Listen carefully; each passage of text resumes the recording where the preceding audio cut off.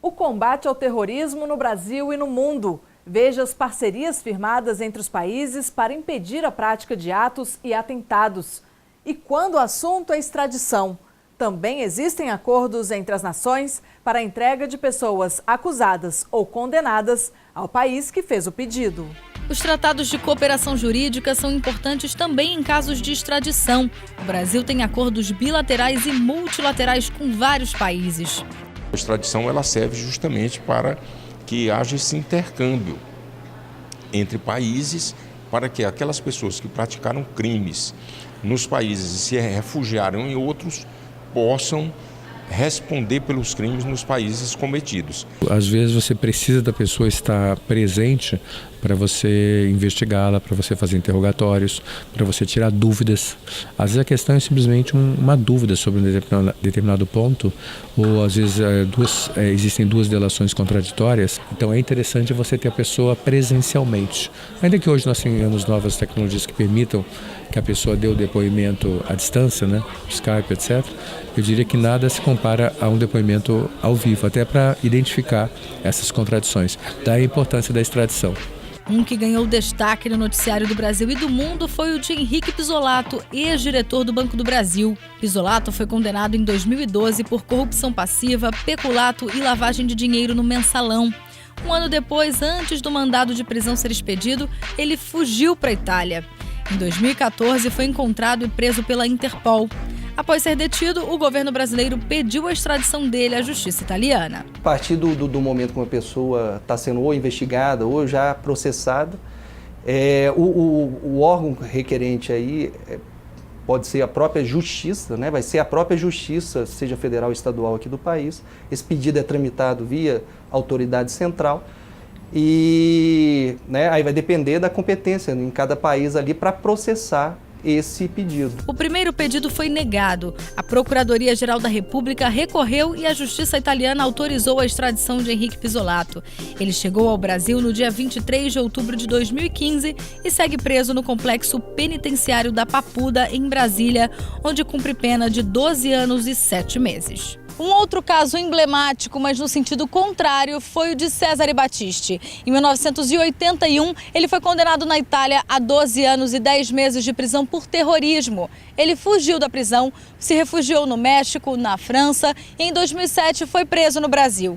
A partir de então, começou a cumprir prisão preventiva na Papuda e 2 meses depois, a Itália pediu a extradição ao STF. Eles analisam no outro país que recebeu solicitação se preenche os critérios. Um dos critérios o mais evidente é a existência de um tratado que preveja a extradição.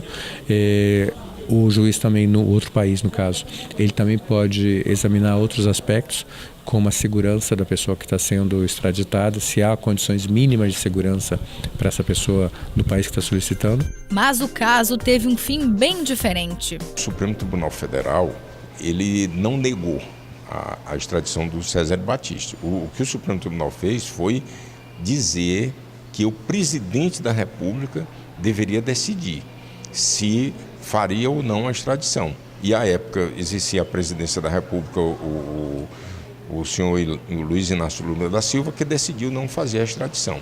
No caso do governo brasileiro, havia uma sensação de que o acusado ele tinha participado de um movimento revolucionário na Itália e foi um contexto de exceção e entendeu que deveria proteger esse cidadão no Brasil, que era um cidadão italiano, não brasileiro.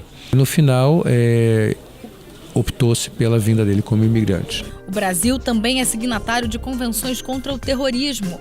O Conselho de Segurança da ONU é o responsável por enviar a lista com supostos terroristas aos países que fazem parte do acordo e todos têm a obrigação de fazer o bloqueio dos bens dos suspeitos. Trabalho para a Justiça Federal. Se encaminha o pedido que, né, necessariamente vai se envolver em um bloqueio de recursos para a Advocacia Geral da União, que por sua vez ajuiza, no âmbito da Justiça Federal, pedido de bloqueio de eventuais bens pertencentes ou a organizações, empresas, entidades ou pessoas naturais aí envolvidas com terrorismo. Cabe à Justiça Federal também o julgamento em casos de terrorismo. Embora não seja muito comum no Brasil, esse ano a Justiça condenou 8 acusados de terrorismo na Operação Hashtag. O grupo começou a ser monitorado depois que as autoridades brasileiras receberam um relatório do FBI. Por meio de quebra de sigilo telefônico, a Polícia Federal descobriu que os integrantes tinham interesse em promover o Estado Islâmico e que já teriam inclusive treinamento no Brasil. Ainda segundo a polícia, o grupo planejava por meio de mensagens de celular praticar atos de terrorismo no Rio de Janeiro durante os Jogos Olímpicos. Os investigados foram presos em 9 estados. O Brasil agiu preventivamente.